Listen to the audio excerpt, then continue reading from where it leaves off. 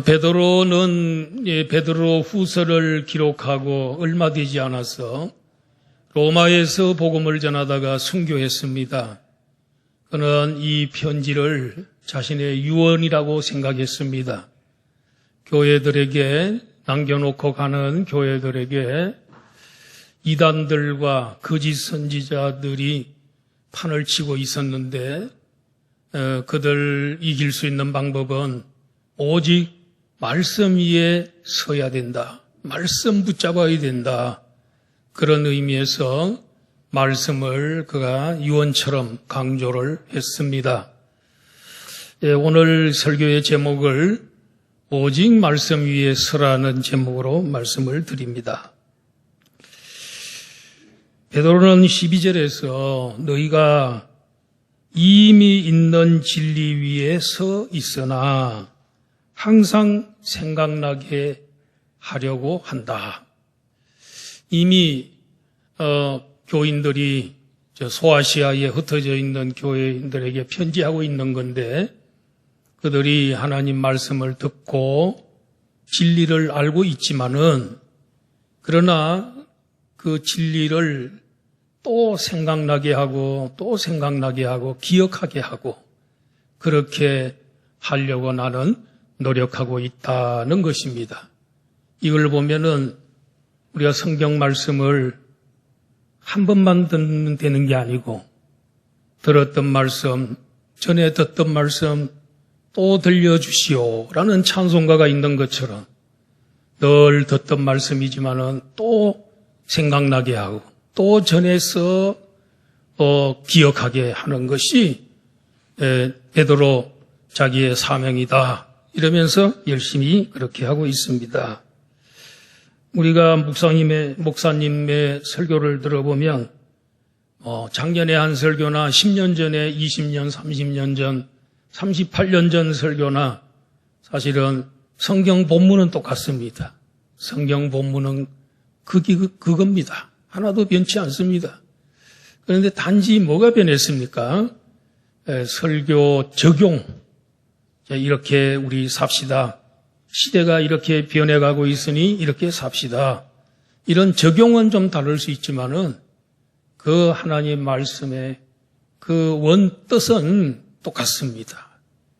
성경이 처음 기록된 것이 주전 1400년 창세기, 출애굽기, 레위기, 민수기, 신명기, 모세 오경이 주전 BC 1400년경에 기록이 됐습니다. 그러니까 지금으로부터 몇 년입니까? 3400년 전에 기록한 것인데 그 말씀이 지금도 설교가 되어질 때 똑같은 말씀 하나도 변치 않아서 1.1핵도 변치 아니하고 설교가 되고 있고 가르쳐지고 있습니다. 적용이 다를 뿐이지 말씀은 언제나 그 말씀입니다. 그래서 그런데 이 똑같은 말씀, 우리는 항상 이 참 설교자들은 늘 똑같은 걸, 그 성경, 그 본문, 또 그 말씀, 그거지요. 매주마다 설교를 다른 본문 가지고 오는 거 아니면 성경책에 있는 것 가지고 나옵니다. 그런데 그때 당시에 이단들이나 거짓 선생들, 이 사람들은 늘 교인들에게 나갈 때에 우리는 새로운 것을 깨달았다. 우리는 특이한 거 있다. 그리고 우리가 깨달은 게 진짜다. 그걸 가르쳐 주겠다 하면서 항상 새로운 거, 솔깃한 거, 또 신비로워 보이는 거, 이런 것들을 그들은 주장을 많이 했습니다. 성경 말씀을 왜곡하고 비틀어서 자기가 새롭게 발견한 진리다. 그리고 우리가 참 말씀이고 우리가 새 언약을 받았다. 이러면서 교인들을 속인 것을 볼 수가 있습니다. 오늘날에도 교주의 가르침이, 자기들의 교주의 가르침이 참 말이고 그 교주만이 말씀을 깨달은 자고 그 교주가 이긴 자고 그 교주가 감람나무고 그 교주가 참 아버지고 또 그의 부인이 참 어머니다. 이렇게 미혹을 하고 있습니다. 그러나 베드로는 이미 있는 진리를 항상 생각나게 하고 또 그러기 위해서는 평생 설교 들어야 되고 우리는 성경 공부하고 성경 통독하고 또 항상 듣던 말씀 또 들어야 하는 것입니다. 그래서 했던 설교 또 해도 저는 된다고 이렇게 보는데, 왜냐하면 모세가 시내산에서 200만 명 이스라엘 백성들에게 40일 동안 율법을 받아가지고 와서 설교를 했습니다. 무려 이스라엘 백성들은 광야에서 1년을 머물렀습니다. 시내 광야에서. 그러고 난 다음에 세월이 흘러서 40년이 됐습니다. 이제 요단강만 건너면 가나안 땅에 들어갑니다. 들어가기 전에 모세는 죽어야 합니다. 하나님이 그를 부르려고 합니다. 부르기 전에 백성들에게 또 설교합니다. 모압 평지에서. 그 설교 내용이 뭐겠습니까? 시내 광야에서 했던 설교, 그걸 가지고 또 그대로 설교했습니다. 그래서 그 설교 되풀이한 것, 그 설교를 신명기라고 합니다. 신명기라는 말은 신의 명령이라는 뜻이 아니고 거듭신자입니다. 거듭 명령한 것, 기록한 것, 그게 신명기입니다. 그렇게 신명기의 말씀은 출애굽기 시내산 광야에서 설교를 되풀이한 겁니다. 그래서 오늘날의 목사님들도 설교했던 것도 해도 된다고 봅니다. 저는 장례식 집에 가면 했던 설교 또 하고 했던 설교 또 합니다. 그런데도 그 설교가 지겹지 않고 또 설교가 새롭고 또 감동이 되는 것은 그 이유가 뭐겠습니까?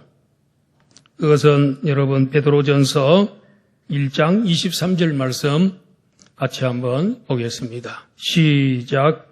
너희가 거듭난 것은 썩어질 씨로 된 것이 아니요 썩지 아니할 씨로 된 것이니 살아있고 항상 있는 하나님의 말씀으로 되었느니라.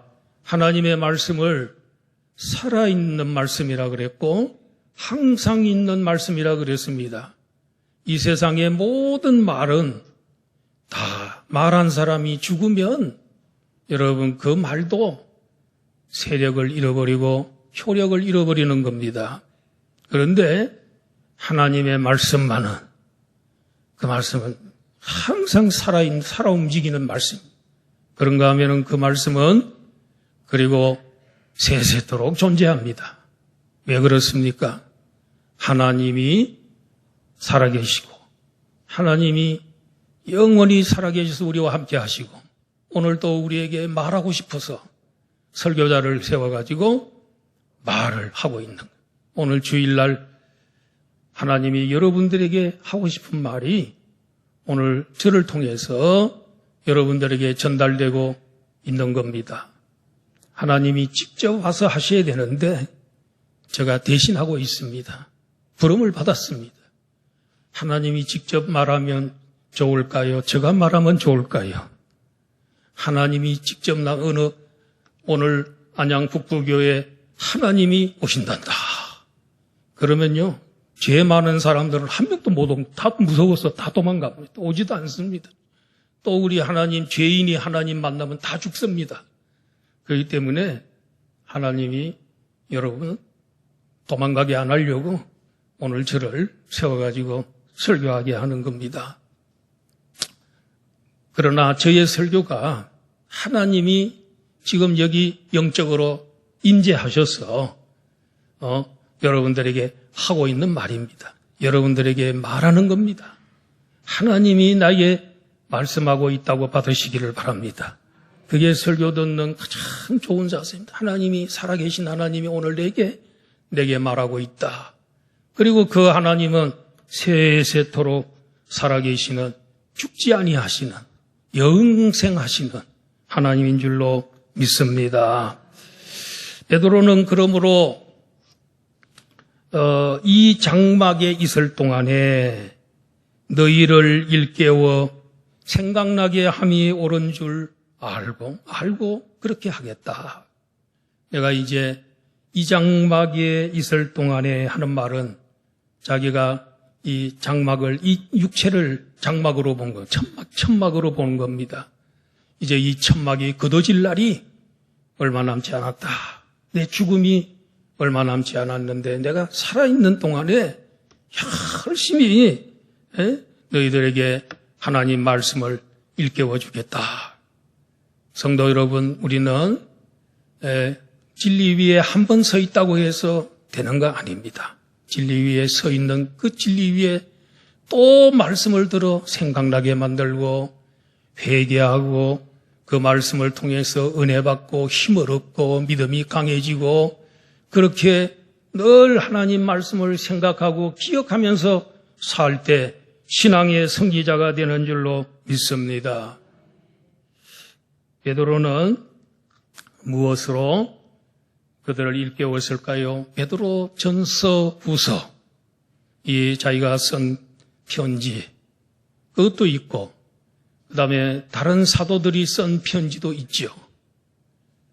바울 사도가 쓴 편지도 있을 수 있죠. 그런 것들을 보내가지고 서로 회람이라 돌아가면서 그 책을 읽고, 옛날에는 성경이 없어가지고 그냥 성도들이 읽고 또 옆집에 또 돌려서 또 읽고 그 다음 집으로 넘어가고 그렇게 했습니다. 성경책이 그렇게 회람 성경이라 그러는데 그렇게 했지요. 그 다음에 교회 지도자들을 가르쳤고 제자 훈련을 시켰습니다. 여름 성경학교 유치부에 어저께 들어가 봤는데 유치부 제목이 뭐냐면 살아가요 하나님 나라. 야, 하나님 나라를 그 어린 아이들에게 어떻게 설명을 할 수 있나? 야, 어른들에게도 하나님 나라 설명하기 어려운데 아이들에게 꼬마들. 근데 그 전도사님이 얼마나 설교를 잘하고 얼마나 유능하고 얼마나 설득력 있게 하는지 아이들이 하나님 나라가 뭔지도 알고 나중에 하나님 나라 백성답게 살아야 되겠구나 하는 그런 결심을 하는 것 같았어요. 그걸 보고 어려운 말씀이지만은 가르쳐야 되겠구나. 무조건 가르쳐야 된다. 그런 생각을 이렇게 하게 됐습니다. 이번에 중고등부에도 큰 역사가 있기를 위해서 기도해 주시기 바랍니다. 여러분 기도해 주셔야 되면 기도한 만큼 역사가 일어납니다. 한 사람이 변화되면 우리 교회 중고등부가 살고 그 한국교회가 사는 겁니다. 한 사람이 참 중요합니다. 목사님들 얘기 들어보니까 우리 부목사님들 제가 이제 면담을 하지 않습니까? 교회 청빙을 할 때 그 물어보면 대부분 언제 은혜 받았냐? 수련회 가가지고 뒤집어지고 수련회 가서 인격적으로 하나님 만났다 하는 사람들이 대부분이었어요. 이야, 그 정도로 수련회가 참 중요하구나 이런 생각을 했습니다. 기도 많이 해주시고 이번에도 중고등부 학생들이 2주간에 뒤집어지도록 하나님 말씀으로 깨지고 하나님 말씀으로 자기를 다듬고 그래 하나님의 형상에 닮아가는 역사가 있으면 얼마나 좋겠습니까? 그러면서 베드로는 우리 주 예수 그리스도의 능력과 강림하심을 너희에게 알게 한 것이 교묘히 만든 이야기를 따른 것이 아니요 우리는 그의 크신 위엄을 친히 본 자라. 그때 당시에 이 이단과 거짓 선생들이 돌아다니면서 무슨 얘기를 하냐면 이 예수님이 재림한다는 것, 주의 재림은 이게 사도들이 꾸며낸 얘기다. 사도들이 지어낸 신화와 같은 얘기고 소설 같은 얘기다. 실제로는 예수 그리스도의 재림이 없는 것이다. 이렇게 거짓말하고 교인들을 유혹을 했습니다. 그러니까 베드로가 뭐라 합니까? 교묘히 만든 이야기가 아니고 우리는 그의 크신 위엄을 침입했다. 무슨 말입니까? 예수님의 그 재림의 모습을, 예수님의 재림의 모습을 우리가 친히 봤다. 이 눈으로 언제 봤습니까?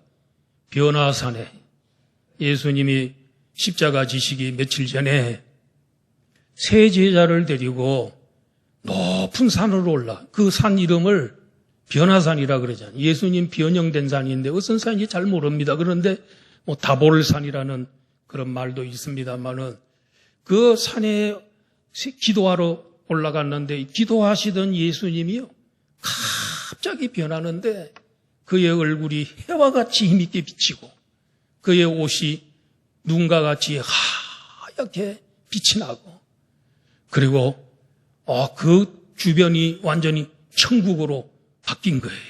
영광 세계를 잠깐 보여준 거예요. 그러더니 거기엔 누가 나타나냐면 1400년 전에 죽었던 모세, 그리고 800년 전에 죽었던 엘리야, 모세와 엘리야가 그곳에 딱 나타나더니 예수님하고 대화를 나누는데 그 대화의 주제는 십자가예요. 고난, 예수님의 죽음에 관해서 대화를 나누는. 그러더니 세 제자가 베드로, 야고보, 요한 세 제자가 놀래가지고 그냥 땅바닥에 엎드려서 벌벌벌 떨고 있습니다. 그러다가 베드로가 얼떨결에 한 얘기가 뭡니까? 주여, 여기가 좋사오니 여기에 초막셋을 짓되 하나는 주님을 위해서, 하나는 모세를 위하여, 하나는 엘리야를 위하여 초막 텐트를 여기 칩시다. 그리고 여기서 영원히 삽시다. 내려가지 말고 여기서 삽시다. 이렇게 하니까 예수님께서 그게 틀린 말이거든요. 저 밑에 세상에 내려가서 예수님은 십자가 지어야 되고, 그죠? 그리고 십자가 후에 영광 세계로 오는 거지. 여기에 지금 고난도 안 당하고 십자가도 안 지고 여기 영광 세계에 바로 머물러 그러냐 이러면서 말 같은 소리도 아니기 때문에 예수님 대답도 안 하시고 그랬어요. 그랬더니 하늘에서 하나님의 음성이 들려왔습니다. 뭐라고 들려왔습니까? 이는 내 사랑하는 아들이요 내 기뻐하는 자니라. 누가? 예수. 이 예수가 누구냐면 하나님이 내 사랑하는 아들이고 내 기뻐하는 자다. 너희는 저의 말을 들으라. 이렇게 말씀하시는 거예요. 자, 오늘 이 예수님의 이 영광 세계를 잠깐 보여준 것은 예수님 장차 이 세상에 재림하시는 날에 어떤 모습으로 예수님이 재림하는가. 바로 얼굴이 해와 같이 힘있게 비치고 그의 옷은 눈과 같이 하얀 그런 발에 끌리는 옷을 입고 마치 요한계시록 1장에 나오는 주의 모습과 같은 모습으로 재림을 한다는 것을 보여주려고, 그리고 그분이 그때까지 어디 계시냐면 영광세계에 낙원에 천국에 계시다가 오신다는 것을 보여주신 것이에요. 그래서 결국은 소리가 들려왔는데 거기에서 하나님이 이 예수야말로 이 예수님이 누군가를 확실하게 알려준 거예요. 내 사랑하는 아들이라는 말은 시편 2편 7편에 2편 7절에 거기에 보면은 너는 내 아들이라 오늘 내가 너를 낳았다. 이게 뭐냐면 다윗의 시인데 다윗이 이 시를 통해서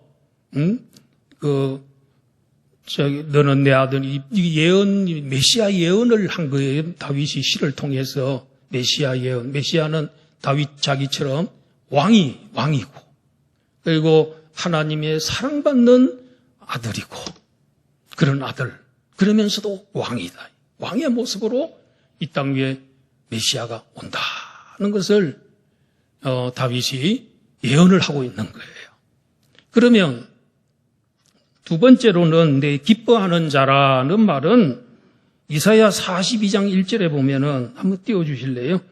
예, 여기 보면 내가 붙드는 나의 종, 내 마음에 기뻐하는 자, 곧 내가 택한 사람을 보라.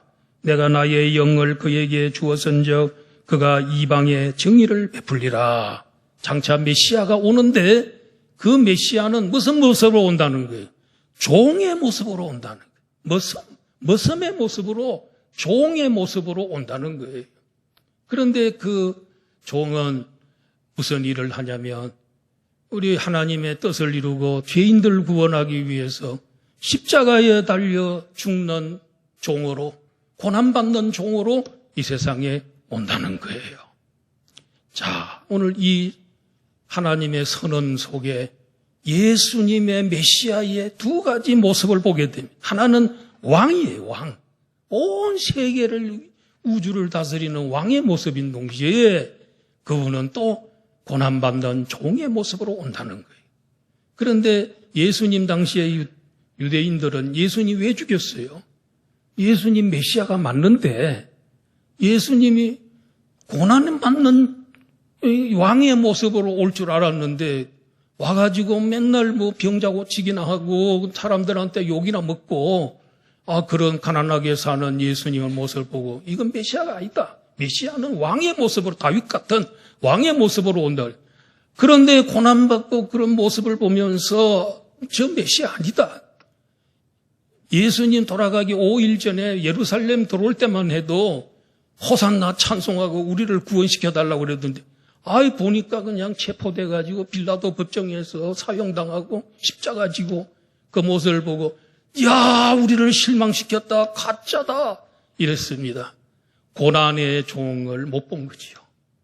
예수님을 보려면 고난받고 십자가의 죽음으로써 왕이 되는 거, 영원한 왕이 되는.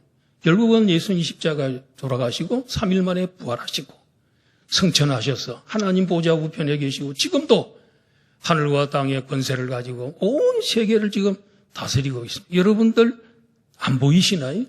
예수님께서 이 세상을 다스린다고 하는 거 그거 어떻게 생각하세요? 이게 하나의 어떤 성경 이야기입니까? 이야기입니까? 실제로 오늘날에도 이렇게 그래서 세상에 뭐 껍죽대는 사람들, 뭐 교만한 사람들, 온 세계를 자기가 다 지배할 것 같은 사람들도요. 다 몇 년이 지나고 무슨 때가 되면 다 내려오고 꼬부러지고 다 멸망당하고 맙니다. 다 악이 이길 것 같이 영원히 이길 것 같은데 아니에요. 어느 한순간에 무너져버리고 많은 것을 볼 수가 있습니다. 공산주의가 러시아, 소련에서 70년 동안 기세를 떨치고 온 세계의 3분의 1을 점령하려고 하고 있었어요. 그런데 70년 만에 꺾어버리고 말았어요. 공산주의 하는 나라가 거의 없어요, 지금은. 다 무너져. 사회주의 국가는 있어도 공산주의는 거의 없어요. 이렇게 사람은 다 모든 걸 삼킬 것 같은데 아니라는 거지요. 그래서 이렇게 우리가 예수님을 볼 때도 참 그분이 누군가를 양면을 잘 볼 수 있어야 되는데 그래서 유대인들은 오늘날 또 예수님 미워하고 여러분 기독교를 싫어하잖아요. 유태교는 기독교를 싫어하고 있잖아요. 자, 이사야 53장 5절 이사야 53장 5절 다 같이 시작. 그가 찔림은 우리의 허물 때문이요 그가 상함은 우리의 죄악 때문이라. 그가 징계를 받음으로 우리가 평화를 누리고 그가 채찍에 맞음으로 우리가 나음을 받았도다. 할렐루야.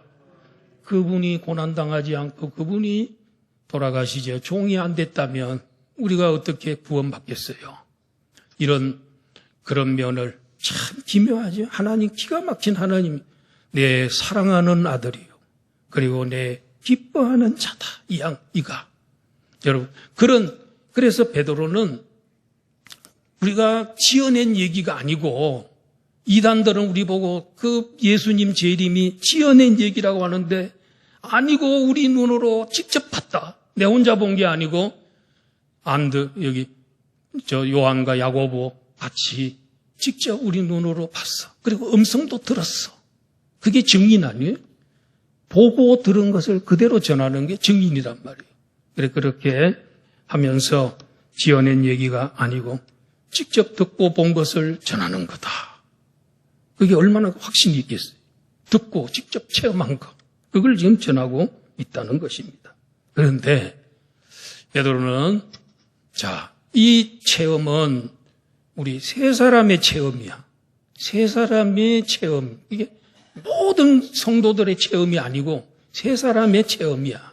그런데 또 19절에 보니까 또 우리에게는 더 확실한 예언이 있어. 어두운 데를 비추는 등불과 같으니 날이 새어 샛별이 너희 마음에 떠오르기까지 너희가 이것을 주의하는 것이 옳으니라. 여러분, 이 세 사람의 그 변화산 체험, 그것보다도 더 확실한 예언이 있다는 거예요. 그게 뭐겠어요? 성경 말씀. 성경 말씀은 그것보다 더 확실한 체험이라는 거예요. 그런데 이 성경 말씀, 지금 있는 우리 성경 말씀, 66권의 말씀이, 어두운 데를 비추는 등불과 같다고 했습니다. 근데 진짜 빛은 언제 오느냐면, 날이 새어 샛별이 떠오를 때, 너희가 이것을 그때까지 주의하는 것이 옳으니라. 이랬습니다. 자, 지금 우리는 이 성경 말씀 가지고 이렇게 이 어두운 세상을 밝히고 살아가고 있습니다. 이 말씀으로 우리 손전등처럼 이렇게 말씀 갖고 이렇게 어두운 세상을 살아가고 있는데, 그러나 이 예언의 말씀 자체는 굉장히 확실한 거거든요. 이거는 분명하고 선명한 거거든요. 환상 보고 그보다는 오히려 더 확실한 게 이게 예언으로, 책으로 나와 있는 말씀이란 말이에요. 그런데 이 말씀이 확실하지만은 그러나 이보다도 더 확실한 때가 언제냐면 샛별이 뜰 때, 샛별이 뜨면 이 어두운 세상이 환하게 밝아. 새벽에 샛별은 새벽별을 말하는 거예요. 새벽별이 뭡니까? 금성. 새벽에 크게 빛나는 별이 있는데 금성이라고 하는데 그걸 이제 다른 말로 비너스라는 별인데 그게 떠오르면 환하게 이제 밝혀진다는. 그래서 성경에는 예수님을 보고 광명한 새벽별이다 이랬습니다. 그러니까 예수님이 재림하면 이 어두운 세상, 밤과 같은 세상인데 환하게 되면서 태양이 떠오르잖아요. 새벽이 되면 새벽별이 떠오르고 그다음에 태양은 의의 태양이 떠오르지 않습니까? 그때가 되면 우리가 확실하게 진리를 알게 된다는 거예요. 그때가 되면 예수님을 우리가 어렴풋이 알다가 그때 되면 예수님 직접 만나면 여러분 얼굴과 얼굴을 대하여 볼 것이요. 예수님을 확실하게 우리가 몰랐던 진리의 말씀들 이런 게 확 다 밝혀지는 그런 광명천지와 같은 그런 세상이 온다는 것입니다. 그때까지 우리는 예수님 재림하는 그때까지는 좀 답답하고 다 몰라도 그냥 이 성경책 이거 붙잡고 계속 가는 거예요. 등불과 같은 거예요. 이런 신앙을 우리가 한다는 것을 여기서 얘기해 주고 있습니다. 현재는 이제 어두운 곳이고 장차 밝은 세상이 온다는 것입니다. 그러면서 먼저 알 것은 성경의 모든 예언은 사사로이 풀 것이 아니니라. 성경을 해석할 때는 자기 생각으로 자기 해석으로 하지 말고 사사로이 개인 어떤 이익이나 선입관 가지고 성경 풀지 말고 성경은 성경으로 해석하라는 말이 있어요. 성경은 성경 가지고 성경에는 다 이렇게 짝이 있어요. 그 해석이 다 풀려요. 성경 속에 다 있습니다. 성경은 성경으로 해석해야 한다는 것입니다. 어떤 사람들은, 탐욕스러운 사람들은 이 복을 말하는 구절 되게 좋아합니다. 교만한 사람은 자기를 높여주는 구절을 참 좋아합니다. 남을 정죄하기 좋아하는 사람은 심판의 말씀을 다른 사람에게만 적용합니다. 우리는 말씀을 이용하는 사람이 아니라 말씀의 지배를 받는 삶이 되어야 할 것입니다. 참 성도는 말씀을 잘 이해하고 순종하는 그런 사람입니다. 자, 우리 마지막 절 너무 중요합니다. 우리 기독교에 있어서 평생 동안 신앙생활 할 때 우리 성경 갖고 사는데, 자, 21절 말씀 다 같이 한번 읽어보겠습니다. 시작. 예언은 언제든지 사람의 뜻으로 낸 것이 아니요 오직 성령의 감동하심을 받은 사람들이 하나님께 받아 말한 것입니다. 자, 예언은 성경인데 여러분 성경 말씀의 출처가 어디냐요? 어디에서 성경 말씀이 시작이 됐냐면은 사람의 머리에서 나온 게 아니고 사람이 연구해서 나온, 도서관에서 나온 것도 아니라는 거예요. 우리 하나님의 말씀은 하나님에게서 나왔어요. 사람의 뜻으로 낸 것이 아니고, 오직 성령의 감동하심을 받은 사람이 하나님께 받았어. 계시는 성경은 하나님의 말씀이에요. 그래서 성경은 하나님의 말씀이다가 있고 성경 속에 하나님 말씀이 들어있다. 이렇게 두 가지 주장이 있는데 제가 한번 물어보겠습니다. 여러분 속으로 대답해 보시기 바랍니다. 성경은 하나님 말씀이다. 맞습니까? 그 다음에 성경에 하나님 말씀이 들어있다. 어느 게 맞습니까? 성경은 하나님의 말씀. 성경 속에 목사님 보니까 사탄의 말도 들어있고 가론유다의 말도 들어있고 다 있는데 성경에 하나님 말씀이, 그것마저도, 그 모든 것마저도 다 하나님이 말씀하신 겁니다. 그렇기 때문에 성경은 하나님 말씀이다가 맞습니다. 성경 속에 하나님 말씀이 들어있다, 이건 안 됩니다. 성경 말씀이다. 그리고 성경은 하나님께로부터 하나님 뜻에 의해서 우리에게 주어졌는데, 그 다음에 중요한 것은 이 하나님의 뜻을 전달받아서 쓴 사람들이 좋아야 됩니다. 배달 사고라는 게 있죠. 하나님은 좋은 걸 주셨는데 받아 쓰는 사람이 자기 생각 넣어가지고 받고 이렇게 하면 그거는 안 되는 거죠. 그래서 하나님은 배달 사고가 없게 하기 위해서 어떻게 했어요? 성령의 감동으로 그 사람을 성령으로 감동하셔서 그 사람으로 하여금 성경을 기록할 때 모세가 창출내민 신을 기록할 때 한 글자 1.1획도 틀리지 않게 기억력도 재료도 모든 거 틀리지 않도록 강권적으로 역사해서 오류가 하나도 없도록 만든, 이게 원본. 저자들이 쓸 때 원본은 성령의 감동으로 기록이 된 겁니다. 물론 그 외에 성경 번역, 우리 이거는 이 원어를 보고 하기도 했고, 또 그 다음에 번역본, 역본, 여러 가지 사본, 이런 것들이 다 이 속에 다 해서 오늘날에 우리가 갖고 있는 성경이지만은 여기에는 솔직히 말하면 오류가 있을 수 있고 번역을 잘못할 수도 있어요. 그러나 우리 원본, 오리지널 성경은 절대로 오류가 없다. 1.1획도 틀림없다.